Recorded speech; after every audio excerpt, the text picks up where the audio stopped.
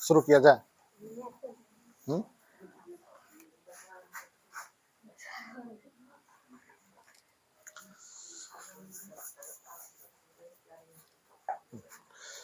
हमको प्यारे बच्चों कहने की आवश्यकता नहीं है, ठीक है। दिखावा करना जरूरी नहीं होता, जरूरी होता है काम की बात करना। तो हम लोग संस्कृत साक्षर की बात कर लें। संस्कृत साक्षर में जो आप लोगों को दिया गया था, कौन सा नियम याद करने के लिए? संबंध। यानी कि अभी तक जो हम लोगों ने पढ़ा है और उसका क्या क्या इस्तेमाल हुआ है, अगर उसकी हम बात करें तो हमारे पास जो सबसे पहले आया था, चलिए हम लोग थोड़ा सा आपको एक झलक दिखाएं कि हम लोगों ने इससे पहले याद किया था क्या?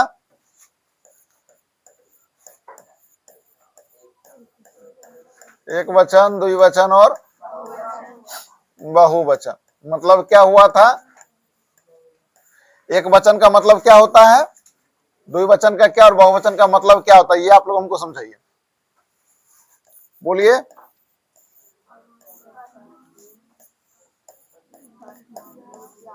इसका मतलब क्या होता है?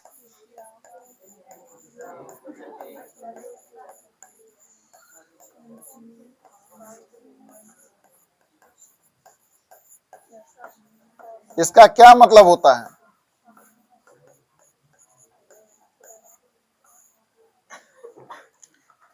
इसका मतलब क्या होता है? हम लोग जानते हैं गिनती होता है 1 2 3 4 5 6 7 और लास्ट में संबोधन। ये सब संस्कृत में होता है, लास्ट में संबोधन। लेकिन हम लोग गिनती है एक तरीका से, ठीक है। लेकिन ये एक तरीका से गिनती है क्या? प्रथमा मतलब कर्ता, द्वितीया मतलब कर्म, तृतीया मतलब करण। क्या बात है, तुम लोग को तो बहुत याद है। और चतुर्थी मतलब संप्रदान। और उसके बाद उल्टा नहीं हो रहा है, अपादान पहले संप्रदान बाद में होगा। अधिकरण, संबंध, पहले संबंध होगा ना, पहले संबंध फिर अधिकरण, संबंध अधिकरण। ये क्या है? कारक है। और कारक से ही हम लोग क्या करते हैं, क्या बनाते हैं? शब्द रूप बनाते हैं। शब्द रूप क्या बनाते हैं? जैसे कि हम लोगों ने पढ़ा था बालक, क्या पढ़ा था? बालक शब्द रूप पढ़ा था। तो बालका, बालको और बालका। क्या बात, सबको याद है? बालका, बालकम, बालको और बालकान। यानी कि इसका मतलब क्या है? जब कर्ता कारक हो, बालक किस रूप में हो? कर्ता के रूप में हो। और एक हो तो एक वचन, दो बालक हो और दो से अधिक बालक हो तो ये हम लोग को इस्तेमाल करनी है। उसके बाद कर्म कारक में अगर बालक हो तो, अब कर्म कारक में बालक कैसे होगा? बालक कर्म कारक में कैसे होगा? कैसे पता चलेगा कर्म कारक में है? आप लोगों को पहचान कैसे होगा कि ये कर्ता है कि कर्म है कि कर्म है? पहचान कैसे होगा इसका? एक तो सीधा अगर हम लोग कहते हैं कि बालक पढ़ता है, बालक पढ़ता है, दैट मीन्स क्या होता है? बालक पढ़ता है यानी बालक करता है, बालक काम कर रहा है, पढ़ रहा है, करता है। कर्म कैसे पहचानेंगे कि बालक कर्म है? ये कैसे पहचाने? कुछ उदाहरण आप लोग बताइए, आप लोग कैसे पहचानिएगा, बताइए। बालक करता है, ये कैसे पहचानिएगा? करता तो आसानी से पहचान ले, कर्म पहचान के बताइए।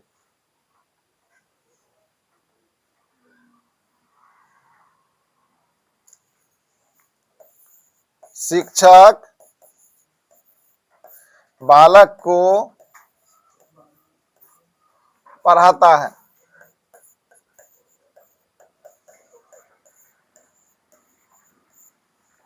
शिक्षक बालक को पढ़ाता है। तो कर्म कारक का फॉर्मूला क्या है, परिभाषा क्या है? कर्म का, क्रिया का फल जिस पर पड़ता है। तो कर्ता कौन है? शिक्षक। शिक्षक क्या कर रहा है? पढ़ा रहा है। और पढ़ाने का फल किस पर पड़ रहा है? बालक पर। तो यहाँ पर बालक क्या है? कर्म कारक है। तो इसमें कौन सी विभक्ति होगी?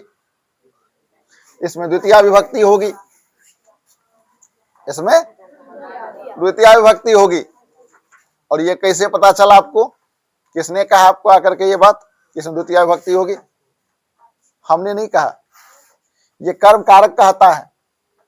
तो कर्म कारक में आपको पढ़ाया गया है कि कर्ता के किए गए कार्य का फल जिस पर पड़ता वही कर्म कहलाता। कर्ता के द्वारा किए गए कार्य का फल जिस पर पड़ता वही कर्म कहलाता।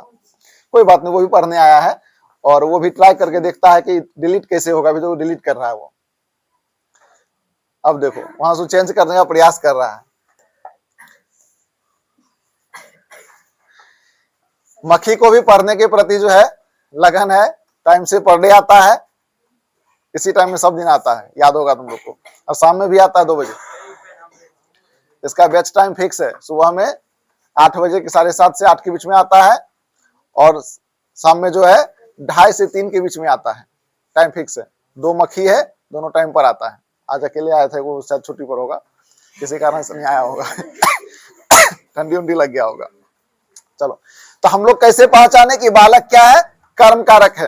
और कर्म जब होता है तो वहां कौन सी विभक्ति होती है? द्वितीय विभक्ति होती है। ऐसा किसने बताया आपको? ऐसा आपको कारक ने बताया है। और कारक कौन सा? जो हमारा कारक का नियम है। हमने अभी कारक का नियम याद किया। क्या याद किया? हम लोगों ने कहा कि कर्तरी प्रथमा। कौन सा फॉर्मूला लगाए थे? कर्तरी प्रथमा, मतलब कर्ता कारक में प्रथमा विभक्ति होती है। कर्मणि द्वितीया ना। और भी कई सारे रूल्स थे जो आप लोगों ने याद किए और एक एक रूल्स को आप लोगों ने समझा। हमको उम्मीद कम है कि समझा होगा, आप लोगों ने याद किया होगा। ठीक है, लेकिन आप लोग के साथ एक डिमेरिट क्या है पता है? हम बार बार कहते आप पूछिए, आप लोग पूछते ही नहीं है। ऐसा लगता है कि मुर्दा नगर मुर्दा बस्ती मुर्दन के है गांव। ऐसा कबीरदास कहा करते थे। इस नगर में रहने वाले सारे के सारे मुर्दे हैं, क्योंकि इसको सच्चाई का ज्ञान ही नहीं है। और सच्चाई क्या ज्ञान नहीं है? कल भी आप लोग को 2 दोहा सुनाए थे कबीरदास का। क्या बताए थे? मन ना रंगाए रंगाए जोगी कपड़ा, दरिया भराए जोगी बन गए बकरा। दूसरा क्या बताए थे? कंकर पत्थर जोड़ के मस्जिद लई चुनाए, ता चली मुरला बांग दे क्या बहरा हुआ खुदा है।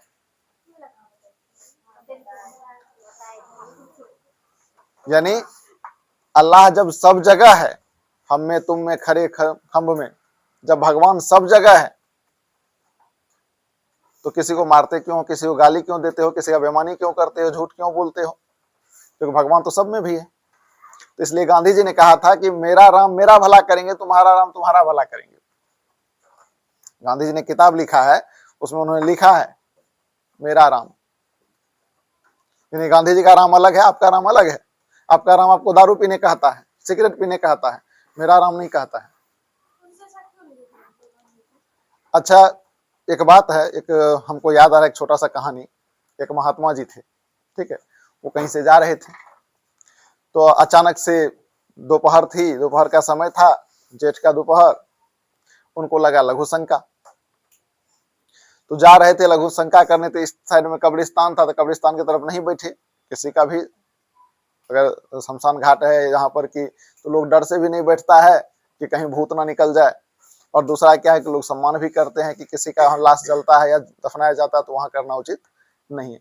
तो बेचारे को लघु शंका लगी, सोचे इसी साइड बैठ जाते हैं। इस साइड था खीरा का खेत, बैठ गए।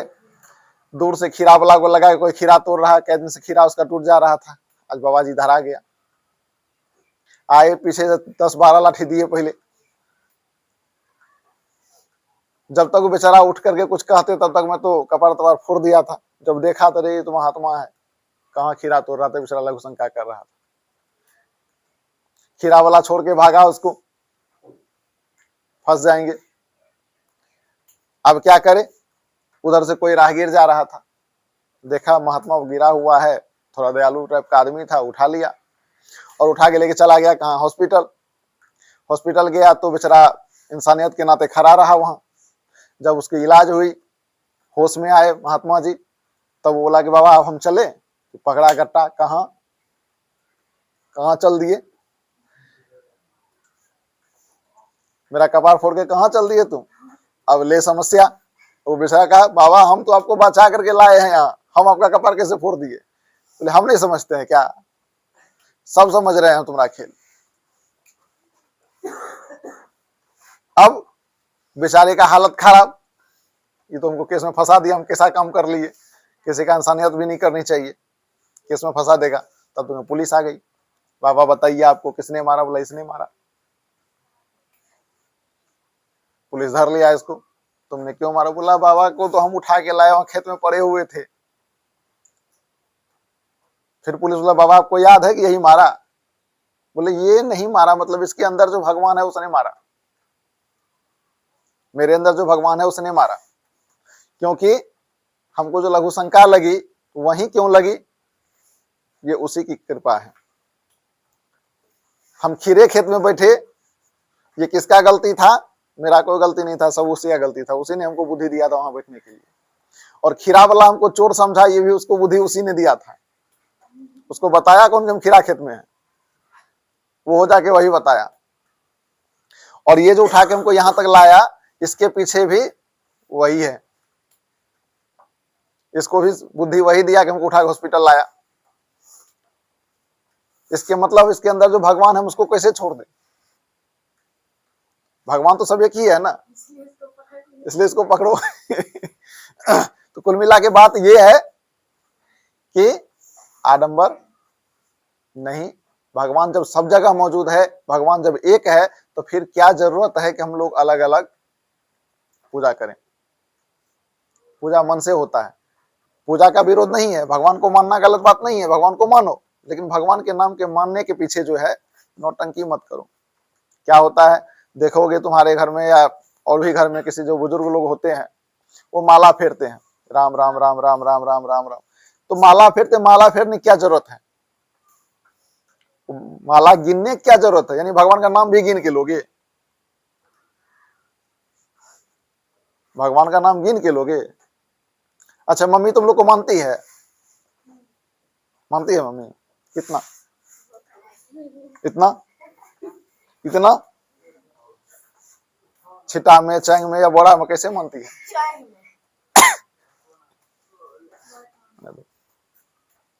आखिर मानती है तो कैसे मानती है, कितना बार मानती है, ये तो नहीं पता है तुमको। और ये नहीं मानने या मानने के पीछे रीजन क्या है, क्योंकि उसका लिमिट नहीं है। तो जब तुम भगवान को मानते हो, भगवान से प्रेम करते हो, तो उसको गिनते क्यों हो, 108 बार क्यों, 54 बार क्यों, उसको गिनने क्या जरूरत है। तो कबीरदास जी ने क्या कहा था, मन का फेर दे, मन का फेर, मन का जो मन का है माला का, मन का फेर दे, मन का फेर, मन का जो है सबके मन का फेर है कि मन का फेरने से भगवान मिल जाएंगे। मन का फेर दे, मन का फेर, कि माला फेरने से काम नहीं चलेगा, उसके लिए क्या करना होगा, मन का डारी दे, मन का फेर।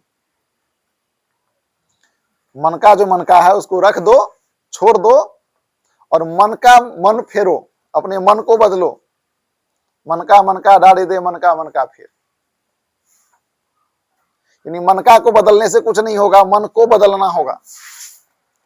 यहाँ आधा विद्यार्थी पढ़ने आता तो क्या कहता है, सर जी कल मन खराब था, तबियत नहीं खराब था, मन खराब था। वाकई बात है, आने का मन नहीं था। तबियत खराब है तो लोग आ जाता है पढ़ने के लिए, बुखार है तो यू आ जाता है पढ़ने के लिए। लेकिन जब मन खराब हो जाए तब तो ऊपर वाला जाने उसका क्या हो सकता है। तो ये करने के लिए आपको क्या है कि आपको नियम याद रखना है, और नियम जब आपको याद रहे, जो नहीं समझ में आए वो पूछना है। और वो कैसे संभव होगा? जब आप पूछेंगे तो हम बताएंगे, हमारा काम बताना है। कोई भी टीचर क्या करता है, वो सिर्फ आपको समझाता है। कोई टीचर आपको घोर के पिला नहीं सकता है, वो आपको रास्ता बता सकता है आगे जाने का। टीचर क्या मार्गदर्शक होता है, रास्ता बताता है, करना आपको है। हम गए, पता चला अंकेश घर पर था ही नहीं। हम गए, ये जो हमारा लिटिल हीरो है सिंघम, ये दुकान चला रहा था, कल क्यों नहीं आया सर जी? सुबह नींद नहीं टूटा। क्यों नहीं टूटा? तो रात में देर रात तक मोबाइल देखा, नींद कैसे टूटेगा? तो जरूरी है कि हम लोग पढ़ें। क्या पढ़ें? तो जो आपको टास्क मिला है, तो आज आप लोग का होमवर्क ये है कि आप कर्ता से लेकर के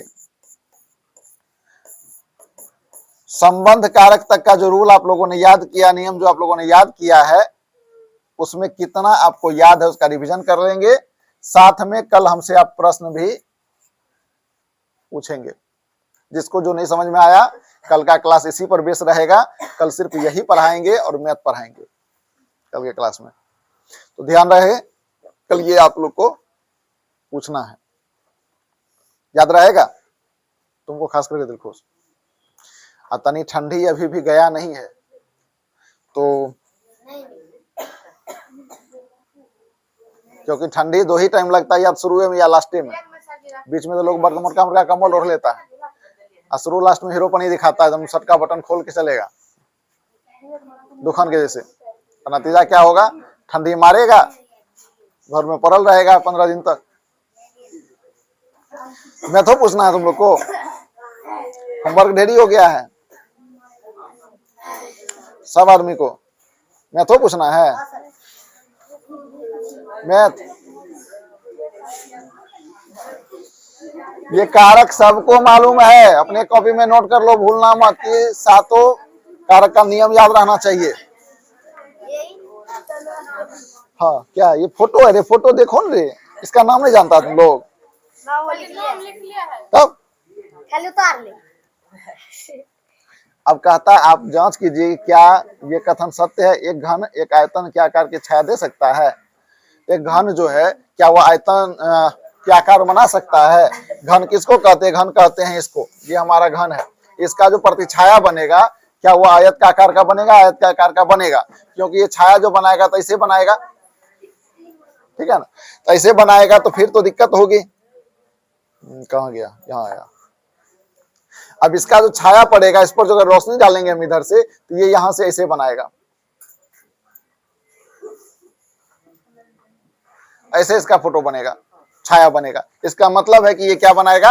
आयत बनाएगा, ठीक है? तो आयत बनाता है, इसमें कहीं दो राय नहीं है। इस पर जो प्रतिछाया पड़ेगा तो ये इस तरह से इसे आएगा,